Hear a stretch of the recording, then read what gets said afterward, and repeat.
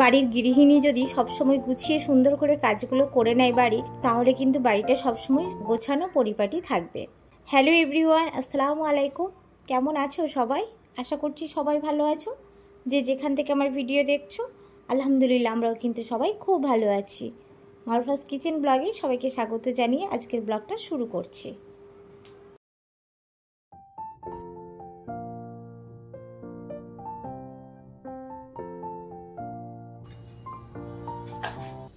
আজকের ব্লগটা আমি তোমাদের সঙ্গে শেয়ার করব জুম্মার দিনকে আমি কিভাবে স্টেপ বাই স্টেপ কাজগুলো গুছিয়ে করে নিই, আর 12টার আগে কিভাবে আমি সমস্ত কাজ কমপ্লিট করে 12টার মধ্যে চান ধান করে নেই সেটাই তোমাদের সঙ্গে শেয়ার করব। তার সঙ্গে কিছু শপিং শেয়ার করব।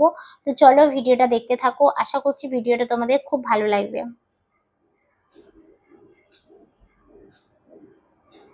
তো এখন বাজে ঘড়িতে 7:30টার মতো, আর আজকে যেহেতু জুম্মার দিন, প্রথমেই সবাইকে জানাই জুম্মা মোবারক। আর আজকে যেহেতু জুম্মাবার বন্ধুরা, সকাল সকালে ঘুম থেকে উঠে যাবতীয় কাজ ছিল সমস্ত কিছু কমপ্লিট করে নিয়েছি। নিয়ে কিচেনে যে এরকম প্রতিদিনের মতো আজকেও কিচেনে চলে এসেছি রান্না বান্না করতে। আর জুম্মার দিন মানে একটু চিকেন রান্নাটাই আমাদের বেশি হয়। তো এখন চিকেন রান্না করছি বন্ধুরা, চিকেন দিয়ে আলু দিয়ে রান্না করব।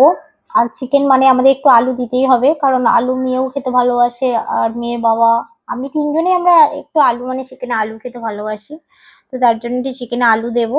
তো এখন আদা রসুন আর পেঁয়াজটা লাল করে চিকেনটা দিয়ে দিলাম, দিয়ে তারপরে যে মতো মশলা দেয় ওইভাবে মশলা দিয়ে দিলাম। হলুদ গুঁড়ো, একটু কাশ্মীরি লঙ্কা গুঁড়ো, ধনে গুঁড়ো, জিরে গুঁড়ো সমস্ত কিছু দিয়ে হালকা একটু জল দিয়ে ভালো করে কষিয়ে নিচ্ছি। নিয়ে তারপর আর একটু জল দিয়ে ভালো করে কষিয়ে নিয়ে তারপরে এমনি জল দেবো। তো যাই হোক, দেখো রান্নাটা তো হচ্ছে, আর ওদিকে ভাত তো হয়ে গেছে। আজকে একটাই তরকারি করব, চিকেন আলু মানে ঝোলই করব। আর চিকেন হলে আর কিছু লাগে না আমাদের। তো রান্না বান্না করে নিয়ে তারপরে দেখো চলে এসেছি কিচেনটা ক্লিন করতে। আর রান্না তো হলেই আমার কিচেন মানে প্রথমে কাজ হচ্ছে আমার কিচেন ক্লিন করে নেওয়া, কারণ রান্না হয়ে গেলেই আমি সঙ্গে সঙ্গে কিচেনটা রেগুলার আমি কিচেনটা ক্লিন করে নিই আগে, মানে এটা আমার ডেইলি রুটিনের মধ্যেই পড়ে।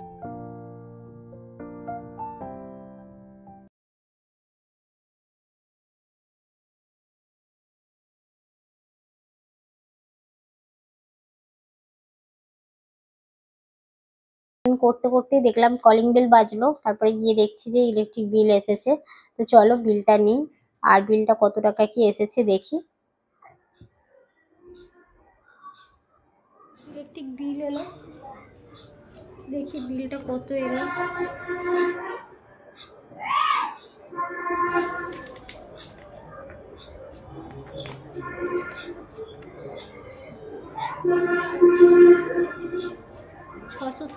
টাকা বিল এসেছে।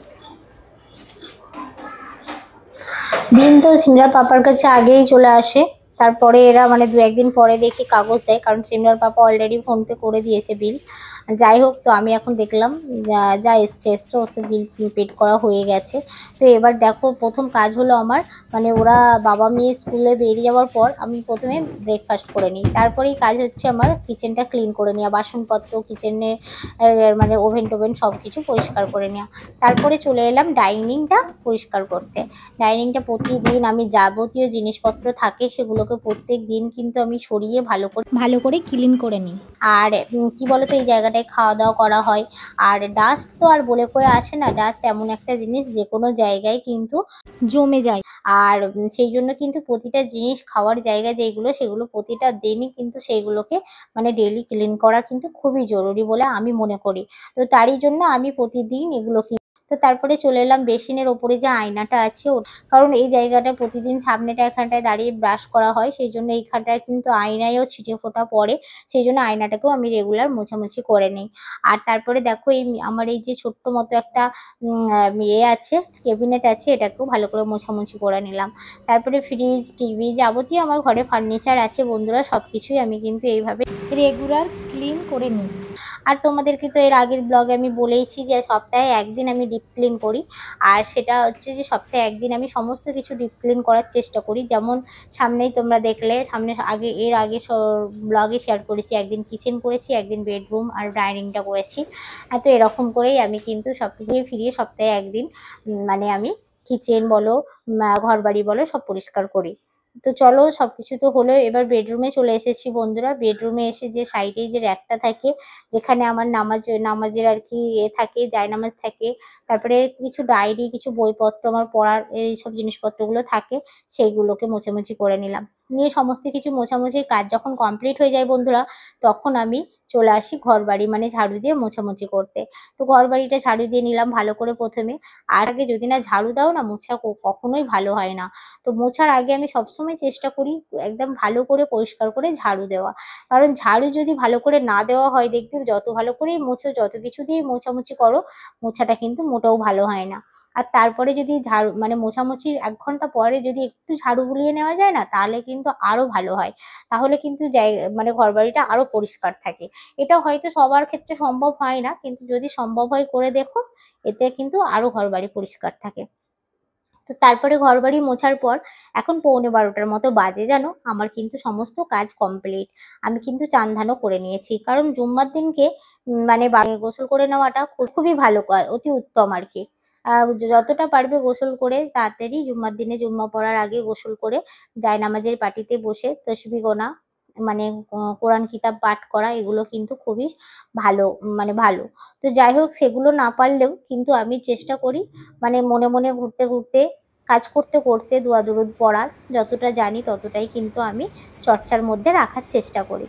তো দেখো তারপর চলে এলাম, যেহেতু ১৫ মিনিট হাতে আছে, ১৫ মিনিট আগে বেরিয়ে আমাকে সেই সিমরার স্কুলে গিয়ে দাঁড়িয়ে থাকতে হবে।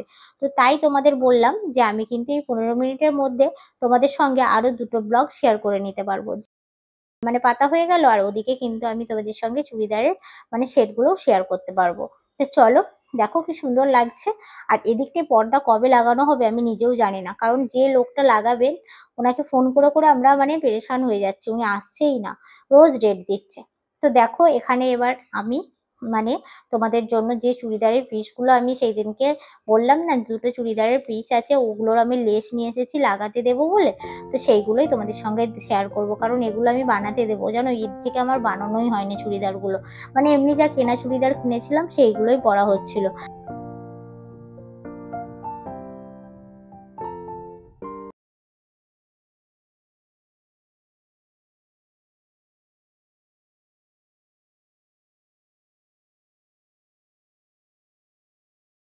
আর এই দুটো বানানোর ছিল, একটা দিদি দিয়েছিল আর একটা সিমরা পাপা কিনে দিয়েছিল। দিদি এই চুড়িদারের পিসটা দিয়েছিল আর এটা সিমরা পাপা কিনে দিয়েছিল। তো চলো দুটোই বানাতে দেবো, তার জন্য কিছু লেস নিয়ে এসেছি। আর একটা লেস তো এর মধ্যে ছিল, সরু লেস, আর আমি একটা চওড়া লেস কিনে নিয়ে এসেছি। আর এদিকেই হোয়াইট কালারের লেসটা, এটাও আমি কিনে নিয়ে এসেছি। তো চলো এগুলোকে দিয়ে ভালো করে সুন্দর করে চুড়িদার দুটো বানাতে দেবো। আর তোমাদের সঙ্গে শেয়ার করলাম কেমন হয়েছে চুড়িদারের পিসগুলো, জানাবে। আর এগুলো এমনি কটনেরই পিস বন্ধুরা, একটা দিদি কসমো থেকে নিয়েছিল, আর এটা আমরা কলকাতা বাজার কলকাতা থেকে নিয়েছিলাম। তো যাই হোক চলো এবার এগুলোকে মানে ব্যাগের মধ্যে করে নিয়ে,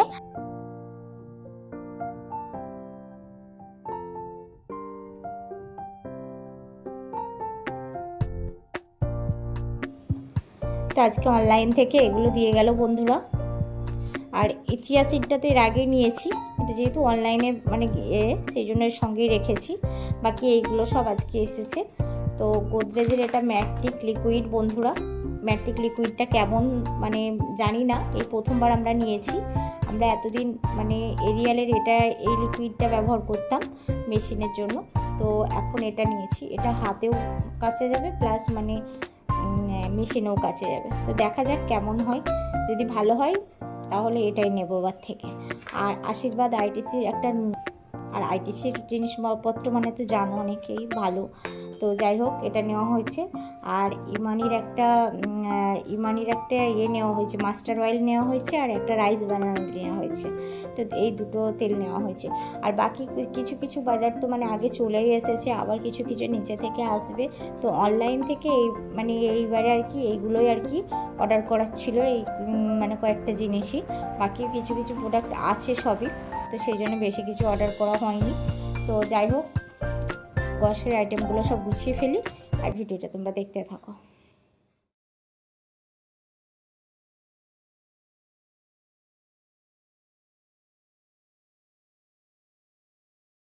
Tapping the colors. Okay, then start.